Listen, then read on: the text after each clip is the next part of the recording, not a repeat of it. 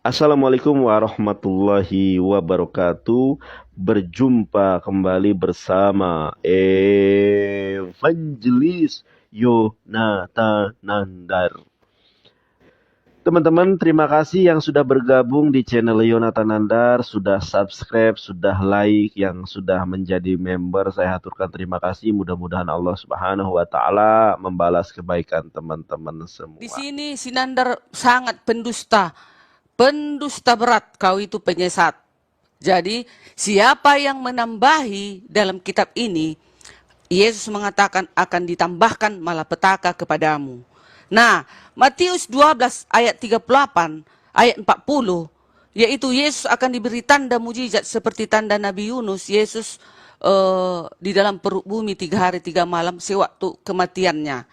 Ini yang bertapa ini, dia itu menuntut ilmu. Yesus bukan menuntut ilmu, Nandar. Yesus itu mati dikubur di dalam perut bumi 3 hari 3 malam. Sesuai dengan tanda Nabi Yunus. Jadi kau harus buka dulu otakmu itu lebar-lebar. Jangan kau samakan orang yang mati di dalam kubur dengan orang yang bertapa. Kalau orang yang bertapa itu dia hidup di dalam gua. Bertapa dia seperti orang Buddha itu kan bertapa dia. Gini dia bertapa. Menenangkan diri, meminta kepada Tuhannya, entah siapa Tuhannya. Kangkung genjer, katanya. Kalau Yesusku, Nandar, dia itu hari Jumat sore di cepat-cepat turunkan Isa Al-Masih Yesus. Akan tiba hari Sabat, kata pemuka agama pada saat itu. Banyak menyaksikan, Nandar, Yesus mati.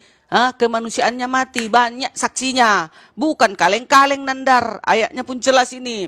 Kalau kita baca juga di dalam Bible, Yesus mati itu jelas. Nah, setelah dia diturunkan, lalu dimasukkanlah dia ke dalam kubur. Dia itu mati loh, menyaksikannya banyak. Semua murid-muridnya pada saat itu. Dan seluruh pada orang yang datang di bukit apa itu, gunung apa, penyalipan Yesus. Nah, jadi singkat cerita, jadi sesuai dengan bohong-bohongmu, Nandar, dusta-dustamu, Yesus itu tidak bertapa, tetapi dia mati dan dikuburkan di dalam gua 3 hari 3 malam. Ada dalilnya. Tapi kau nggak ada dalilnya Yesus bertapa. Yang setauku itu seluruh umat dunia mengetahui bahwa bertapa itu menuntut ilmu. Berarti dia hidup dong. Hidupnya orang yang bertapa, Nandar. Bukan mati. Kalau Yesusku itu kan pada saat itu manusia dagingnya, firman yang telah menjadi manusia itu mati. Mati di dalam kubur 3 hari 3 malam. Nah itu ya. Jadi kalian teman-teman 973 orang, Sinandar penipu. Sinandar pendusta. Nggak ada Yesus bertapa. Seperti Muhammad yang dibilangnya itu tadi. Dibilang teman-teman Kristen bertapa di Gua Hira. Itu kan ada ayatnya kan. Nah jangan samakan dong, jangan ejek-ejek, jangan samakan ke Yesus. Yesus gak pernah ada bertapa, dia dikubur di dalam perut bumi 3 hari 3 malam. Dan banyak menyaksikan. Kau menyaksikan bertapa Yesus mana ada? Coba tanya dulu orang-orang yang di bawah ini, yang 900 itu. Yang bertapa itu orang hidup atau orang mati? Tanya dulu dia, Nandar. Udah silakan. Tadi ada Gurunda Juma. Tadi ada Gurunda Juma asli apa palsu ya? Ada juga. Iya, banyak Ada yang palsu cuma. soalnya. Tadi ada aku lihat di situ tapi Apa ya, katanya Bang Juma? enggak, maksudnya tadi ada. Suruh dikirim aku apa? Singa. Bayar Bang Juma, kalau Bang Juma di bawah kirim dong sekali-sekali singa, Itu apa kayak paus. akun abal-abal palingnya. Soalnya Oh banyak yang gitu. cloning ya. Oke, lanjut. Akun ya udah kan. Kalau Seluruh, biar enggak asli tegang. baik aja. Soalnya banyak yang palsu sekarang. Jadi banyak orang yang cari koin dengan ngaku-ngaku Bang Juma. Oke. Nih Bu Dadar nih. Sekarang saya mau bertanya sama Bu Dadar nih. Silakan. Kalau saya sanggup membuktikan Yesus bertapa. Sekarang Bu Dadar nih, sebelum kita mengatakan Yesus bertapa atau tidak, sekarang saya tanya kepada Bu Dadar nih. Bu Dadar nih tahu nggak bertapa itu apa artinya? Bertapa menuntut ilmu. Menuntut ilmu, baik dia ilmu setan ataupun itu ilmu kerohanian, macam-macam. Tergantung manusianya apa yang mau dia lakukan. Tetapi kalau menurut ajaran kebenaran, gak ada bertapa itu seperti itu. Bertapa itu kita berdoa dong kepada Allah yang di surga. Kenapa double? Gimana suaraku bagus? Bagus. Nah, Jelasnya suaramu. pesan yang ini apa yang tadi? Ah, ini pun samanya. Jelas. Oke, kita lihat nih Bu Darni ya. Jadi Ah, beda Bu Darni. Nah, inilah Bu Darni asumsi. hmm. Nah, ini saya lihatkan ke Bu Darni ya. Bu Darni, saya mohon izin layar saya gedekan sebentar saja Boleh? nanti. Ya, yes, ya. Nih Bu Darni, ini bukti kalau Yesus bertapa nih. Nah, kita lihat nih bertapa. Ini dari KBBI ini. Bertapa pada umumnya dilakukan di tempat terpencil dan sunyi dengan tujuan untuk mencapai pembebasan dari roda reinkarnasi dan keselamatan. Tujuan Yesus bertapa ini kan dia bangkit dengan tubuh kemuliaan atau moksa. Nah, Yesus itu tujuannya, jadi yang namanya bertapa itu tujuannya adalah untuk mencapai juru selamat, bangkit dengan tubuh kemuliaan. Ternyata Yesus ini tuh bertapa. Arti bertapa, mencapai pembebasan dari roda reinkarnasi dan keselamatan, moksa. Yesus kan tujuannya itu. Nah, kalau kita lihat definisi bertapa, maka tepat banget Yesus bertapa. Coba Bu Darni, apa itu tujuan bertapa? Tujuan bertapa itu adalah untuk mencapai moksa, mencapai juru selamat, mencapai hidup dan kebangkitan hidup atau tubuh kemuliaan. Yang melakukan itu semua adalah Yesus. Yesus di dalam perut goa itu selama 3 hari dan akan menggenapi tanda Nabi Yunus. Tanda Nabi Yunus itu adalah mujizat. Hidup di dalam perut goa 3 hari, tidak makan, tidak minum. Nah, kalau tidak 3 hari, 3 malam tidak makan dan tidak minum, tujuannya untuk apa? Untuk bangkit di dalam tubuh kemuliaan, itu moksa namanya. Dan itu Yesus bertapa di dalam goa. Datanya jelas. Saya tunjukkan, gak percaya si Bu Darni ini. Matius. Berapa? Iya, nih aku baca ke Bu Darni nih. Matius? Ya ini yang tadi. Oh, yang tadi. Matius 12 ayat 40. Sebab seperti Yunus tinggal di dalam perut ikan 3 hari 3 malam, demikian juga anak manusia akan tinggal di dalam rahim bumi 3 hari 3 malam. Ternyata Yesus hidup di dalam perut goa 3 hari 3 malam, tidak makan dan tidak minum untuk tujuan moksa, tujuan juru selamat, tujuan bangkit. Bangkit dengan tubuh kemuliaan. Sekarang Bu Darni baca Yohanes 20. Yohanes 20 ayat 11 sampai dengan 15. Baca. Jangan Makanya dulu Bu ke Darni, situ. Ke sini dulu lah. ada korelasinya setelah baca itu, silakan. Jadi ternyata Yesus itu moksa, bangkit dengan tubuh kemuliaan, itu namanya moksa. Apapun hujatan Kristen terhadap Islam, nah ternyata Alkitab sendiri yang akan Yohanes menjawab. 20 ayat 11 sampai 15. Kebangkitan Yesus. Iya. Ke Yesus menampakkan diri kepada Maria Magdalena. Itu judul perikopnya. 20 ayat 11 sampai 15. Tetapi Maria berdiri dekat kubur itu dan menangis, sambil menangis ia menjenguk ke dalam kubur itu. Ke dalam kubur berarti mati ya. Yesus mati, bukan bertapa. Kalau Balik. bertapa orang hidup. Tunggu dulu, Dibaca. kupotong dulu. Nandar, orang bertapa orang hidup atau orang mati? Dibaca dulu itu ayat. Enggak, jawab dulu biar tahu penonton, biar kau ketahuan penipu. Nandar, kutanya kau, orang yang bertapa itu orang hidup, yang hidup atau yang mati? Hidup. Yesus di sini apa? Mati atau hidup? Hidup. Mana dia? Dia kan dikubur di situ, mati. Dibaca dulu. Teman-teman, 800 orang Nandar penipu. Pendusta.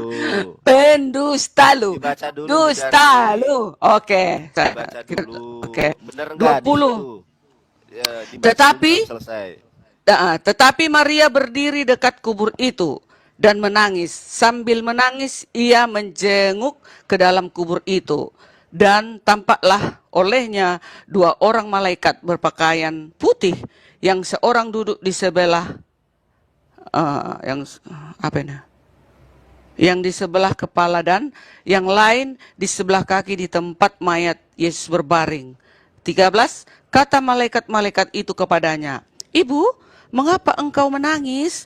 Jawab Maria kepada mereka, "Tuhanku telah diambil orang dan aku tidak tahu di mana ia diletakkan." 14. Sesudah berkata demikian, ia menoleh ke belakang dan melihat Yesus berdiri di situ. Tetapi ia tidak tahu bahwa itu adalah Yesus. Kata Yesus, ayat ke-15, kata Yesus kepadanya, "Ibu, mengapa engkau menangis? Siapakah yang engkau cari?" Maria menyangka orang itu adalah penunggu taman. Ia lalu berkata kepadanya, "Tuan, jikalau Tuhan yang mengambil dia, katakanlah kepadaku, di manakah Tuhan meletakkan dia, supaya aku dapat mengambilnya," katanya. Oke.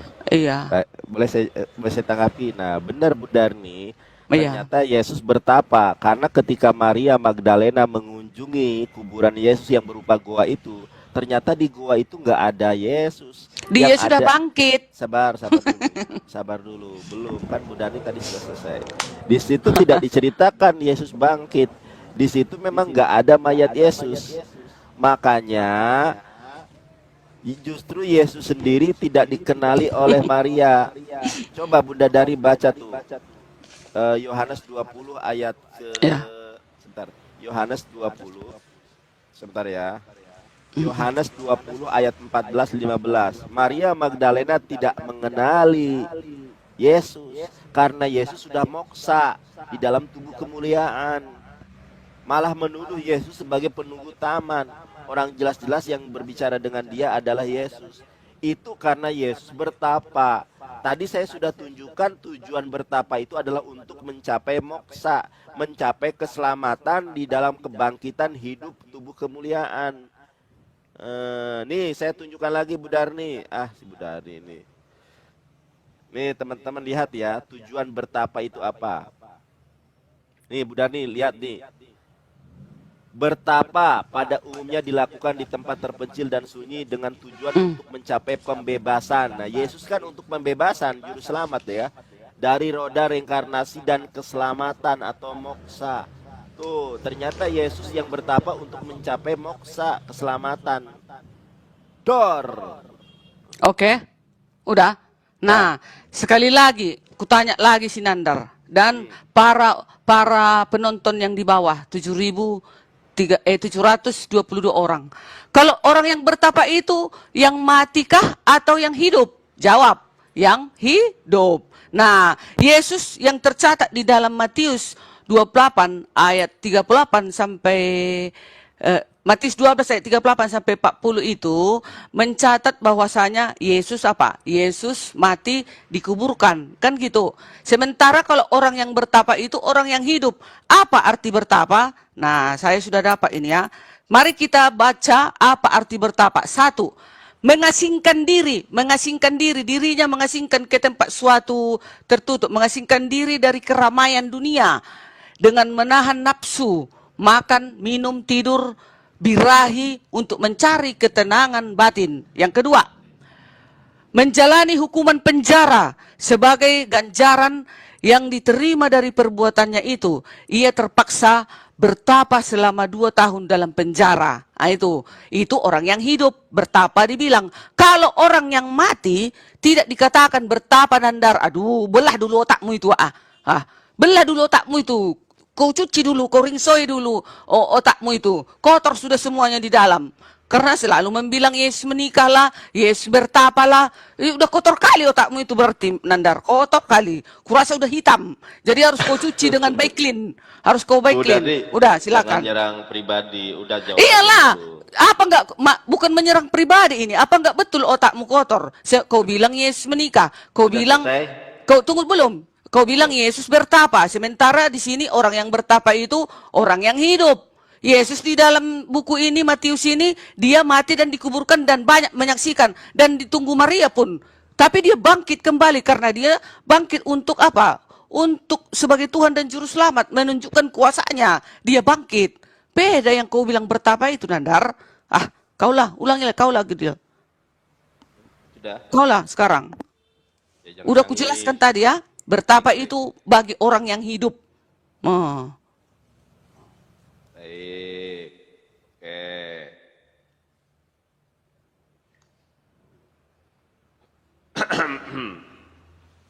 Nah, tadi Bu Darni sudah menjelaskan bahwa tujuan bertapa itu tidak makan dan tidak minum. Begitupun Nabi Muhammad. Kalau kita lihat di dalam sirah Nabawi, ketika Nabi Muhammad bertahanus di Gua Hira, itu dia makan dan minum.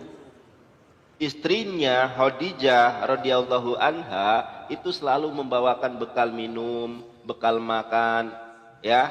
Kalau misalnya pembekalannya sudah habis, Khadijah radhiyallahu anha ke Gua Hira, kasih makan, kasih minum. Itu tujuan dari bertapa. Bertapa itu tidak makan dan tidak minum. Kalau Nabi Muhammad itu makan minum. Dan tujuannya bukan untuk mencapai moksa seperti Yesus tuh bangkit dalam tubuh kemuliaan. Tapi Nabi Muhammad itu mengasingkan diri, memikirkan umatnya. Ada banyak sekali sikap-sikap jahiliyah, bagaimana ya Allah ini gitu. Kalau Yesus itu jelas 3 hari 3 malam di dalam gua dalam keadaan hidup, bukan dalam keadaan mati. Makanya dikasih tanda Nabi Yunus. Tanda Nabi Yunus itu adalah perut, dia hidup di dalam perut ikan, sementara Yesus hidup di dalam perut bumi. Masalahnya ada paradigma yang berbeda antara orang Indonesia dengan orang Israel. Yang namanya kuburan Indonesia digali, ditendam. Ya, kalau Yesus kuburannya di dalam goa. Nih, gua kasih tahu lagi Bu Darni. Teman-teman silakan cari tahu sendiri kuburan Yesus. Kuburan Yesus itu goa dia. Ini hotel bintang 5 nih. Goa ini. Nih Bu Darni lihat. Sambil searching juga boleh. Ini ternyata Yesus itu hidup di dalam goa selama 3 hari 3 malam. Nah, di sini ada replikanya. Ketika Yesus berada di dalam kuburan itu ternyata besar. Sebesar ini, sebesar kamar ini. Tuh dibaringkan di dalam batu tuh dia. Nah, kalau dia diberikan tanda seperti tanda Nabi Yunus, berarti dia hidup di dalam gua ini. Kalau dia hidup selama 3 hari, tidak makan dan tidak minum, namanya bertapa gitu loh. Ini kuburan Yesus tuh gua loh teman-teman. Jangan anggap kuburan Yesus itu seperti ini. Bentar ya. Jangan anggap kuburan Yesus itu seperti makam di Indonesia gitu kan. Bentar, Bu Darni, sabar. Nah, jangan anggap kuburan Yesus itu semacam ini. Mana tadi? Nih Bu Darni, jangan anggap kuburan Yesus itu seperti kuburan di Indonesia nih. Kuburan seperti itu tidak. Kuburan Yesus itu adalah di gua. Makanya apapun, kenapa saya mengangkat topik ini, biar orang Kristen, oknum-oknum penghujat kalau mau menghujat mikir 2 kali gitu loh. Aku mau menghujat Nabi Muhammad di bertapa di goa. Wah, tapi nanti mereka menghujat ternyata Yesus juga bertapa. Paradigmanya di situ harus dirubah ya. Kalau aku mau menghujat Nabi Muhammad, ternyata Yesus juga bertapa di goa. Nah, jadi apapun hujatan Kristen terhadap Islam, Alkitab yang akan menjawabnya. Ini tema yang belum pernah disampaikan sebelumnya. Ini teman-teman Muslim catat ya. Oke, saya rasa masalah bertapa Bu Darni mau menanggapi lagi. Iya, satu lagi, udah. Silakan. Nah, tadi kan sudah kita katakan orang yang bertapa itu orang yang hidup, mengasingkan diri, ya, bersemedi, oke? Sedangkan Yesus kami itu tercatat di dalam sejarah dan tercatat di dalam kitab suci kami di Alkitab bahwa dia itu mati dan dikubur. Ini ayatnya, ada dalilnya. Matius 27 ayat 57. Menjelang malam, datanglah seorang kaya, orang Arimatea yang bernama Yusuf dan yang telah menjadi murid Yesus juga. Ayat 58. Ia pergi menghadap Pilatus dan meminta mayat Yesus. Mayat Yesus. Pilatus memerintahkan untuk menyerahkannya kepadanya. Ayat 59. Dan Yusuf pun mengambil mayat itu, mengapaninya dengan kain lenan yang putih bersih. Ayat 60.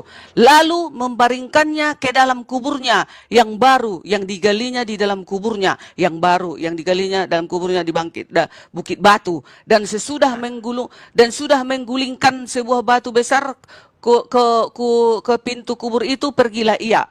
Tetapi Maria Magdalena dan Maria yang lain tinggal di situ, duduk di depan kubur itu. Ada ayatnya bahwasanya Yesus dikuburkan, yaitu Matius 28, 57, 58, 59, 60 dan 61. Kau hoaks. Kau nggak ada hoaks. Sementara Yesus kami itu ada ayatnya mati dan dikuburkan. Sementara orang yang bertapa itu orang yang hidup di gua, mencari ilmu atau memanggil jin-jin atau memanggil setan-setan. Biasanya seperti itu. Kalau Yesus kami tidak pernah seperti itu. Dia dikuburkan di dalam kubur itu dan ada ayatnya. Oke, silakan Nandar. Aku nggak berani menghujat-hujat ya. No, nggak berani aku. Ini aku juga. Jadi kita bukan penghujat. Nah, benar kan Bu Darni? Jadi Yesus itu dikubur di dalam goa kan, di dalam goa. Terus ditutup oleh batu kan nih, batunya nih ya. Nih, lihat nggak? Nih batu. Itu mati ya, itu mati dikubur kan Nandar? Jadi Yesus itu dikubur di dalam goa, kemudian ditutup sama batu ini. Nah, Yesus itu kata Bu Dani kan Yesus itu adalah Tuhan, ya kan? Ya. Dia itu tidak mati, dia itu pura-pura mati. Matinya manusia dagingnya Nandar. Nah, dia pura mati. Kan firman yang telah menjadi manusia Nandar. Bu Darni ngomong tadi saya diam. Oh, sorry. Gak sabar. Gak sabar Ibu. Sorry ya. Oke. Tadi Bu Darni sudah memberikan ayat kepada saya dan kepada kita semua. Ternyata Yesus memang dikubur di dalam goa. Nah, di dalam Matius 12:40 sangat jelas Bu Darni. Yesus akan diberikan tanda Nabi Yunus. Tanda Nabi Yunus itu adalah dia hidup di dalam perut ikan. Sementara Yesus hidup di dalam perut bumi. Makanya tanda. Kalau Yesus mati di dalam kuburan selama 3 hari 3 malam, ya itu bukan tanda. Kenapa bukan tanda? Ya orang mati ya sesuatu yang wajar kok, mati kok. Nah, karena bukan karena dia bukan mati di dalam perut bumi atau di dalam kuburan itu, makanya dikatakan dia tanda Nabi Yunus. Artinya dia hidup di dalam kuburan itu selama 3 hari 3 malam. Hidup selama 3 hari 3 malam dalam kuburan tanpa makan tada minum itu bisa dikategorikan bertapa, mengasingkan diri untuk mencapai moksa, keselamatan. Makanya Yesus menurut sebagian umat Kristen mengatakan Yesus bangkit dengan tubuh kemuliaan karena sudah mencapai sebuah pertapaan gitu ya. Nah, gitu Bu Darni. Saya rasa itu ya. Kalau ini sebagai lalapan saja sebetulnya, temanya bukan ini. Saya hanya ingin ada lagi ayatnya Nandar. Boleh. Ada lagi ayatnya Yohanes 19 ayat 39. Menurunkan mayat itu, lalu datanglah ia menurunkan mayat itu. Sesudah itu Yusuf dari Arimatea, ia murid Yesus, tetapi sembunyi-sembunyi karena takut kepada orang-orang Yahudi, lalu menurunkan mayat itu. Ada ayatnya ya. Jadi semua jelas, aku nggak berani hoaks karena sejarah Alkitab ini tercatat dengan rapi bahwasanya penguburan Yesus itu ada ayatnya dalam Matius 27 ayat 57 sampai 61. Teman-teman Kristen, nah jangan percaya kepada Nandar, Tuhan Yesus kita itu bertapa. Tidak ada satupun umat Kristen yang yakin bahwasanya Yesus kami itu bertapa. Kalaupun ada yang percaya, itu botol. Orang Kristen yang botol dan tak belajar, yang mau mendengarkan perkataan orang-orang yang tidak mengenal Alkitab. Nah, itu dia. Kalau orang Kristen sejati yang sudah belajar dan membaca, kayak contoh kayak saya ini kalau tadi kalau nggak kucatat lah ini sedemikian rupa, ini sudah kupersiapkan untuk menghajar si Nandar ini atau siapapun umat teman-temanku Kristen Islam yang mau menyerang kami, ini sudah ada datanya. Kalian bilang Yesus tak mati, ini ada datanya. Yesus dikubur, ada ayatnya, bukan hoaks, bukan kaleng-kaleng. Jadi kita kalau berbicara itu harus dengan sopan dan harus datanya ada dan fakta sejarah ada menyaksikannya. Begitu Nandar. Ya. Terima kasih. Baik, benar ya. Terima kasih.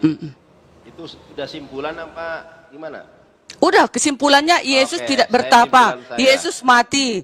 Yesus dikuburkan, ada ayatnya, Matius 27 ayat 57 sampai 61. Jelas datanya ada. Ya, datanya semua ya Bu Darni. Saya juga Ya. simpulan ya. Mm. Oke, kenapa saya membawa tema ini?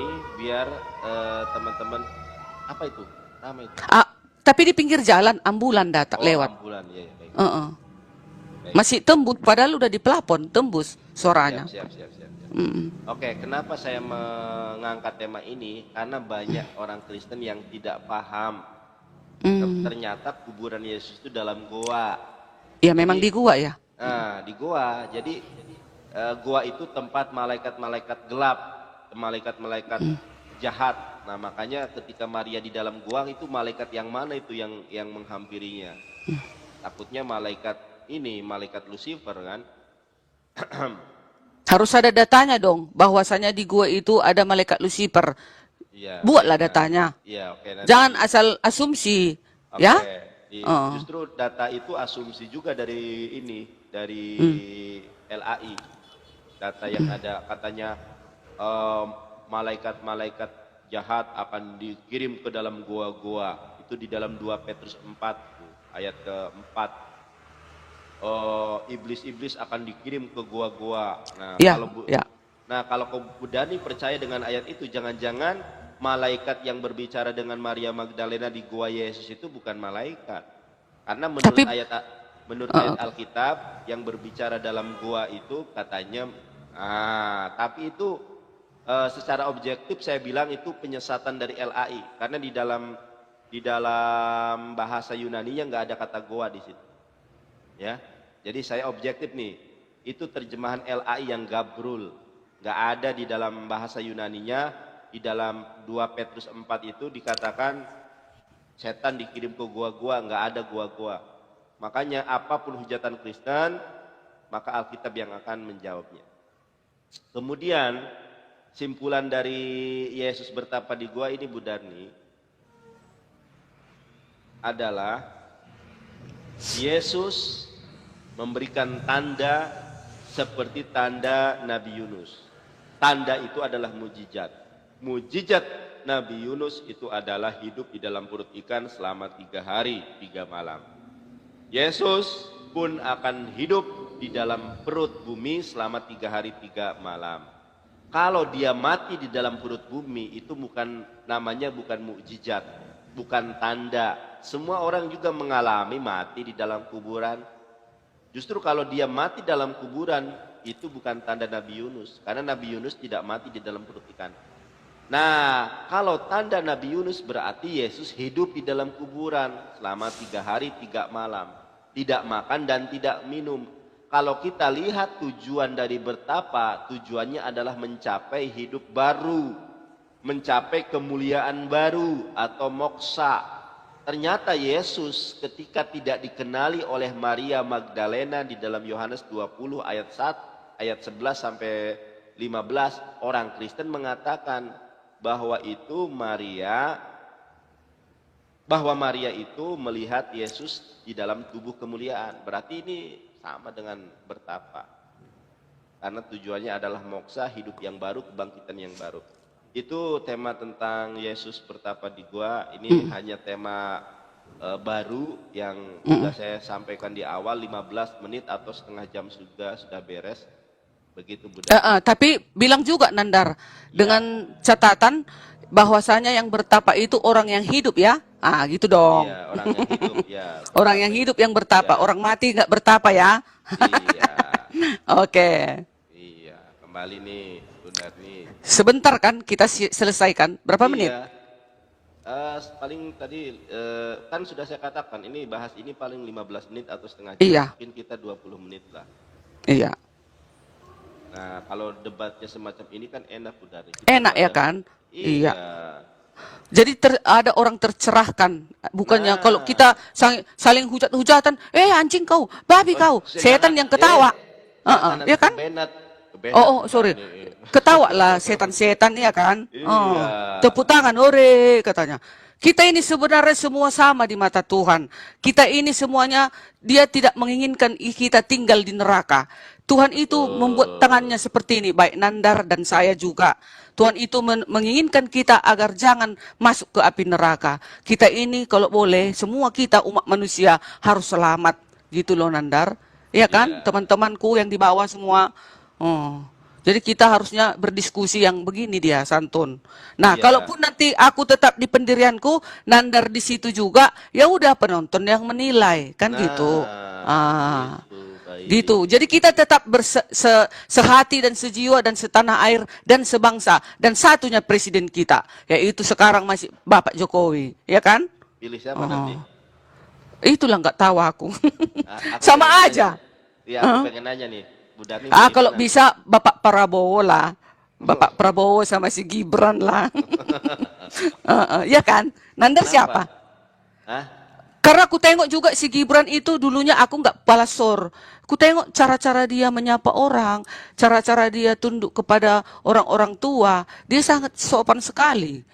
Apalagi kepada rakyatnya. Pasti dia menyayangi kita kan? Dan juga dia energik. Nah itu dia. Semoga lah yang manapun nanti Nandar. Kalau aku sama aja Nandar. Yang jelas Indonesia ini dibuat sejahtera, damai sejahtera. Itu aja kuncinya. Mau Pak Anies pun dia, mau atau siapa satu Ganjar. lagi? Si Ganjar. Yang jelas dia memajukan rakyat Indonesia ini. Iya, Baru, the best. Nah itu dia. Siapapun presidennya, kalau Yes, kita siapapun. kerja ya nggak ada yang gaji ya. Kalau kita nggak cari makan sendiri nggak ada yang ngasih. Iya, tengoklah ke ibu janda. Nah, Ibu kerja, tapi selama memang ibu Jokowi memberikan aku dana kur pinjaman awalnya berapa? pinjaman 10, lancar-lancar naik 20, lancar-lancar naik menjadi 50, lancar-lancar sekarang 100 tanpa boroh. Nah itu. Berarti Bu Darni ini miliarder teman-teman. Ayo. Enggak, aku enggak miliarder. Pinjam kok miliarder dari bank. Tiap bulan aku bayar. Ya, Tiap bulan kan, aku bayar 3.325.000 pinjaman ke bank. ya berarti hasilnya kan lebih daripada itu kan. Hasilnya adalah makanya anakku bisa Makanya, kuliah. Enggak miliarder. Salah. Teman-teman Kristen yang jomblo, bapak-bapak ya, silakan yang mau melamar Bu Darni ini. Ini Aduh. janda kaya nih. Enggak. Aku janda miskin. Sederhana, hidupku sederhana Nandar. Pinjam uangnya aja 100 juta guys. Aku jangan pinjam uang 100 juta Bu Darni, aku pinjam uang 10 juta, 5 juta aja mikir-mikir. Masa? Iya kan Nandar gak ada dagang, aku kan ada dagang. Jadi harus ku taksir, bisakah aku kalau dikasih mereka uang, apakah aku sanggup membayarnya? Harus gitu dong. Oh, iya. Jangan asal-asal pinjam. Ya Bu Darni pinjam paling besar berapa tadi? Iya ini masih 100, ini mau naik, udah mau habis 6 bulan lagi, mau habis, mau naik lagi katanya. Kalau aku pakai surat 300 cair aku. Karena aku lancar, nggak pernah ibu nunggak. Ceknya tanggal 20 pembayaran, tanggal 17, 18 cepat kita bayar. Jadi bersih nama kita. Tenornya berapa itu? Berapa Tenornya? lama, Kak? 2 tahun. Ini kemarin 2 tahun. Udah mau habis. 100 juta kok 3 juta? 3 juta berapa? 3 juta berapa ya? 3.300.000 sekian. Itu doh. Oh, 3 tahun ya? Ya. Dua. Jadi harus kita lancar.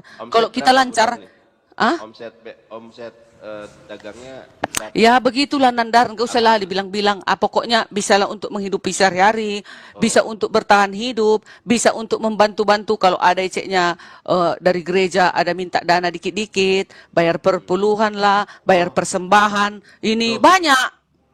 Bu Darni kok mau aja bayar sepersepuluhan? Bukan, itu mengembalikan persepuluhan itu sama seperti dulu orang-orang Lewi yang di zaman bangsa Israel. Mereka itu mendapat dari umat-umat yang berpenghasilan gitu. Karena orang Lewi itu kan nggak bekerja, mereka hanya mendoakan umat-umat. Jemaat berarti para pendeta enak ya buat Bukan, mendoakan saja. kecilnya gaji pendeta kami cuman 4 juta 5 jutanya. Wih. Anaknya 3 Nandar, tak bekerja, tidak boleh jualan, tidak bisa berbisnis. Dia tugasnya hanya untuk berdoa kepada umat-umatnya yang 4. Kami kan dijaga oleh Iya. dipimpin oleh empat distrik kami, 4 gereja kami. Jadi satunya pendeta kami. Di semua ini kami 300 orang. Wih, Tapi satu orang satu bukan, juta. pendeta nggak pegang duit, Nandar. Pendeta kami nggak pegang duit, tapi kami ada bendahara. Udah? Nah, kan? Tunggu dulu, bendahara mencatat keuangan dan ada ketua dan itu harus di apa? Setiap 3 bulan sekali kita transfer ke bendahara kami mentransfer ke daerah. Daerah itu yang menggaji pendeta-pendeta. Gitu dia terorganisir, Nandar. Jadi pendeta kami setempat nggak boleh pegang duit selemper pun nggak ada. Jadi bendahara kami Kok beda sama yang lain ya? Ini kalau advance kami ya? teratur, Nandar. Oh, Jadi pendeta kami nggak ada uang masuknya, nggak ada, kecuali kayak aku lah. Nanti Eceknya semalam lah, Eceknya datang dia ke rumahku berdoa, kuundang dia. Kasih Ya kalau ada niatku kasih di amplop dikit sebagai Ya, tanda terima sedikit kasih. lah, Bu Darni. Masa bosnya Ya sesuai Bang lah, sesuai Rajaban. semampuku. Gitu loh, Nandar. Jadi jangan kalian bilang pendeta kami ini pegang uang perpuluhan. Oh tidak, daerah yang Iya, megang. itu Itu. kan advent. Kalau yang lain Iya. kan pegang sendiri Bu Darni. Oh Itu nggak kan tahu aku. advent. Oh Ya, iya aku iya. juga pernah dengar jemaat. Hmm. Kalau Iya, iya. bidadari kan gereja advent. Kalau advent kan terstruktur rapih gitu ya. Iya, ada auditnya pun ada. Nah, Bendahara kami pun diaudit, diperiksa. iya benar. Itu bagus itu. Ada. Lah, Jadi uang masuk ke sana mereka yang kelola, dikasihlah gaji-gaji para pendeta, itulah makan mereka. Bayangkan gajinya 4 juta, anaknya 3, 4. Melawat-lawat dia, nanti jauh-jauh loh, Nandar. Jauh-jauh nanti yang mau dilawat, dia harus pergi ke sana. Ya, Itu. kan ada ongkosnya, nggak mungkin lah orang juga Iya. nggak tega. Ya itulah kayaknya adalah transportasinya ada entah sedikit, dibantu juga, ya. Uang saku nggak mungkin Bu Darni tega banget. Jadi nggak banyak, Nandar, gaji pendeta kami pas-pasannya. Ya sama lah Bu Darni, kalau Iya. kita jadi karyawan juga gaji pokoknya kan 4 Iya. juta. Tunjangan Iya. ini, tunjangan itu kan belum. Ada Iya. lawatan, ada apa. Bisa lah Iya. 10 juta mah. Iya kan? Itulah. Begitulah keadaan organisasi Advent. Jadi, Kalau Ustadz nggak ada Bu Darni. tapi itu Ustadz Somad ku tengok miliaran rumahnya cantik kali. Dari mana uangnya coba? Itu kan dia kan Ustadz artis. Pendeta kan. kami miskin. Kami pun biar terkenal, biar pemimpin daerah aja pun gajinya paling cuma 10 jutanya. Udah pemimpin daerah dia se-Sumatera Utara. Udah berapa ribu Beda kami di kalau Sumatera Utara. artis dengan ini ya, pasti kalau Ustadz di kampung gitu kan. Kalau artis kan, kalau ini kan beda, dia kayak sinetron lah ya. Ya, diundang ke misalnya Damai Indonesia atau apa gitu kan, itu kan ada honornya. Tapi udahlah, itu nggak usah kita bahas. Itu kan rezeki bapak itunya itu ya kan. Iya, Rezekinya yang, itu. Yang bahas kan Bunda. Sorry, maaf. Kalau itu aku masalah rezeki orang itu tergantung garis tangannya masing-masing. Iya benar. Kita nggak boleh. Jadi nggak boleh. Kita nggak boleh iri terhadap. Nggak bisa. Iya. Terhadap rezeki orang lain. Dia lagian juga kerja kerasnya itu. Berkuar-kuar dia itu belajar itu. Membaca Al-Quran, membaca Alkitab, harus berisi otaknya. Bayangkan disaksikan ratusan atau ribuan orang. Jadi dia harus pintar, harus semangat, harus jelas perkataannya. Jadi adalah dia dapatkan, adalah rezekinya. Ya udah, selesai itu. Iya, ini suaraku memang tenggelam. Soalnya Bu Darni pakai. Enggak. Ya. Kencang suaramu. Iya, menurut Bu Darni kencang, tapi pada kenyataannya suaraku tenggelam kalau lagi ngomong, karena suara Bu Darni ininya gede gitu ya. Iya. Desibelnya. Oh gitu ya. Tenggelam. Kalau Bu Darni ngomong, aku ngomong tenggelam. Makanya gantian tadi.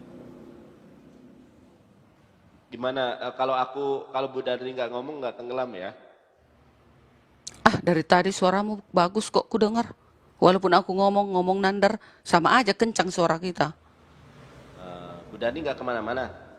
Enggak sih, cuman belum sarapan aku, belum makan. Yaudah, sarapan dulu. Belum makan, belum mandi pun. Oh yaudah. Tapi udah cuci muka. Iya, sarapan dulu Bu Darni. Hanya gosok gigi tadi pagi aku bangun, itu aja paling. Siap. Oke lah ya. Iya, sarapan dulu. Nanti malam kita lanjut lagi. Boleh, ya, aku nanti mau live, mau nyanyi dulu aku, mau nyanyi. Ya, boleh. Ya, oke, dadah. aku juga mau akhiri dulu nanti live lagi soalnya. Makasih ya bisa- untuk teman-teman ya, udah sama-sama. kasih koin, udah ada koinnya itu 3.000 berapa itu.